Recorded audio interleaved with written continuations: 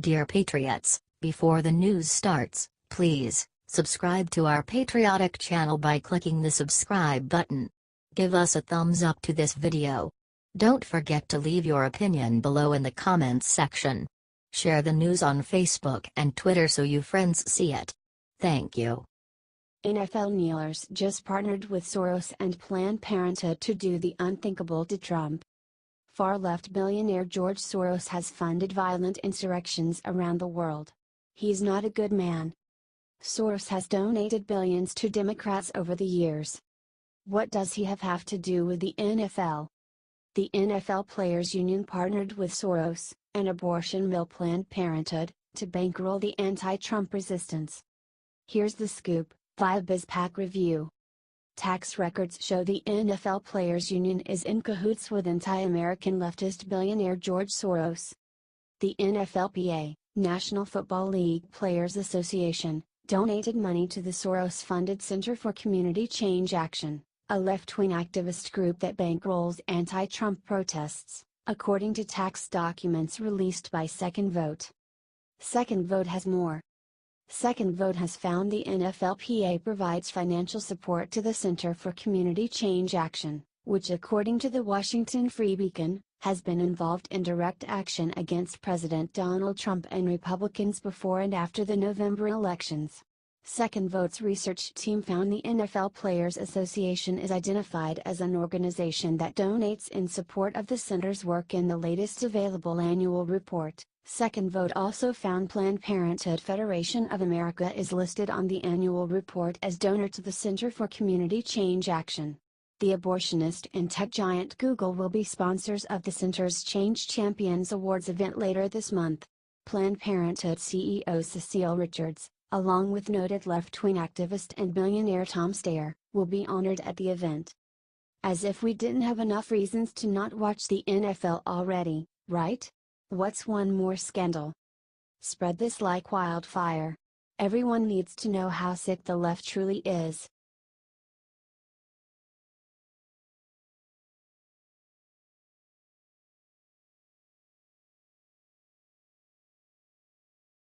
Trump Jr. just crushed Michelle Obama with one viral tweet. She'll never be able to recover from this.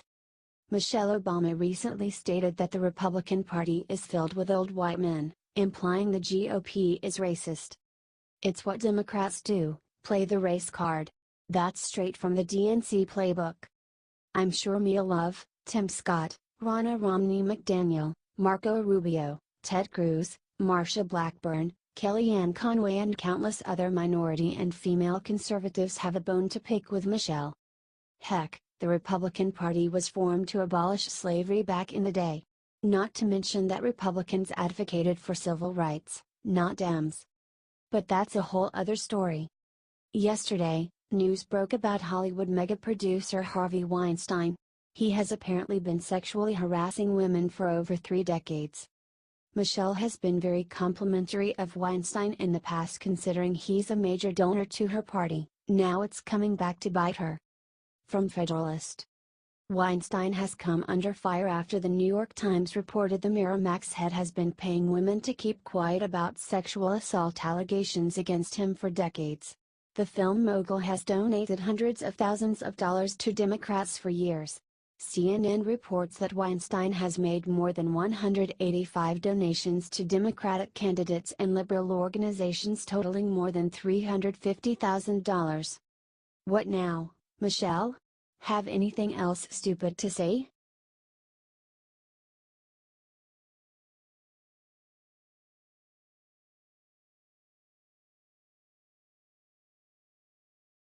Just in Vegas, shooter traveled to Middle East multiple times, but that's not the worst part.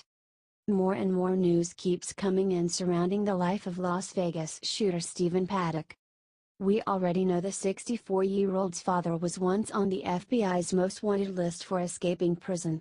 His brother, Eric, says Stephen was a retired multimillionaire. The Islamic State has taken credit for the shooting. Also, nearly 24 rifles were found in Paddock's hotel room.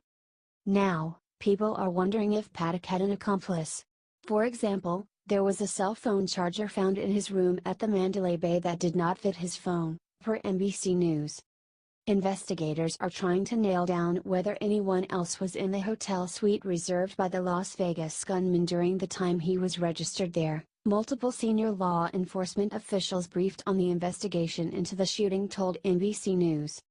The investigators are puzzled by two discoveries. First, a charger was found that does not match any of the cell phones that belonged to Stephen Paddock, the man who killed himself inside the Mandalay Bay Resort and Casino after sending a barrage of bullets down on a crowd of 22,000 people below. Also, Paddock vacationed on over 20 cruises. Some of them went to Muslim-dominated nations like Jordan and UAE, per CNN.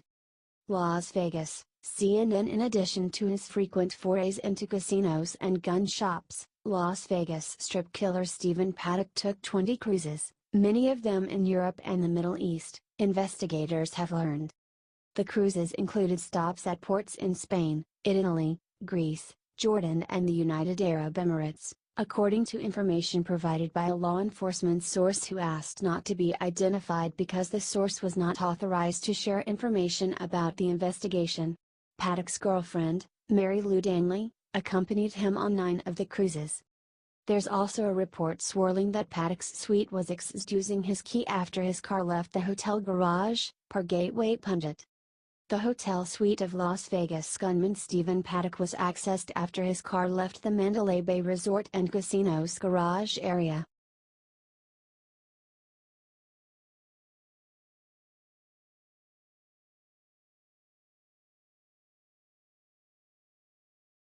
Minutes into his speech, Trump stopped, descended from stage and did something insane. As much as they attack him, the media cannot say that President Trump doesn't love the U.S. military. In the middle of his speech this morning, President Trump did something incredible. According to NDK Network, President Trump interrupted his speech at a luncheon in order to shake the hand of Medal of Honor recipient in the crowd. Trump then noted that 61 Hispanics had gotten the Medal of Honor, and then somebody pointed out that one of the Medals of Honor recipients was actually in the crowd. The Medal of Honor, that's the big deal. Thank you for being here. We appreciate it, he said. Don't you love our president? Let's get this information out there if you absolutely love our president and how much he loves our troops. God bless him. We must keep on fighting to make this country patriotic again. Share this video everywhere because we know the media sure as hell won't.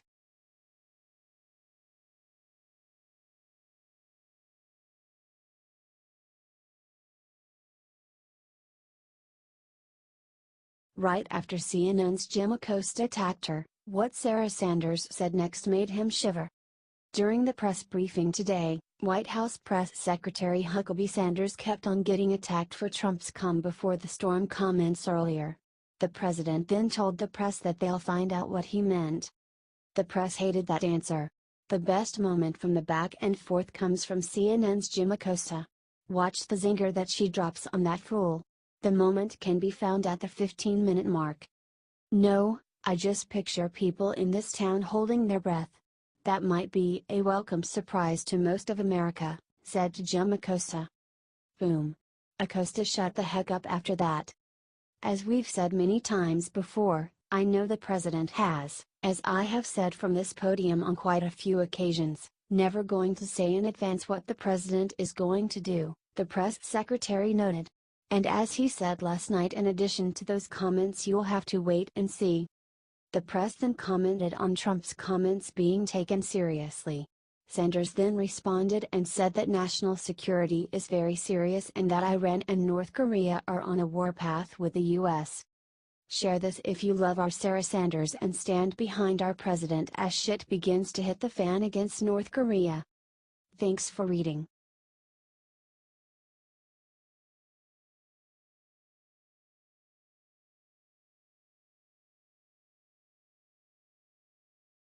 Right after Vegas massacre, police just caught ISIS doing something terrible in New York.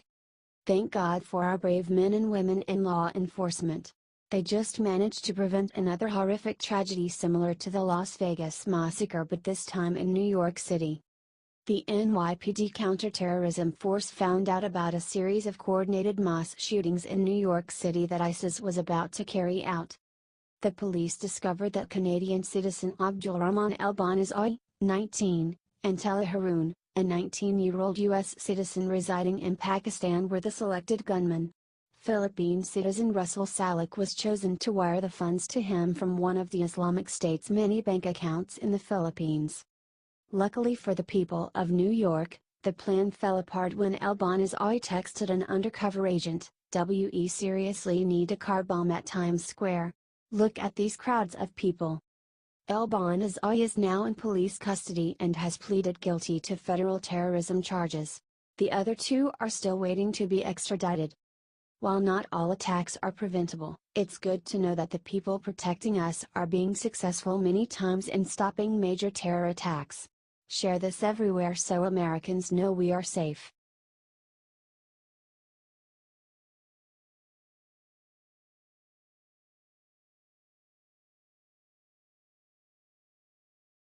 Sean Spicer just came out of hiding and dropped this bombshell on the Democratic Party. Sean Spicer hasn't been in the limelight in a while. Look what he just dropped today. This is sweeping the nation, y'all. Harvey Weinstein has gotten caught in a huge allegation of rampant sexual harassment by co-chairman Harvey Weinstein. His company has been falling apart and the company announced that Mr. Weinstein would take leave immediately. Harvey Weinstein was the most powerful producer in Hollywood and just finished a documentary called The Hunting Ground. That makes sense because it seems that he liked to prey on young girls. Weinstein gave almost $650,000 to Obama. It's no surprise that they won't talk about it. The Democrats don't want you to know about this. They don't want people to know that Weinstein's dirty money has been funding their politics. Get this news out there, patriots.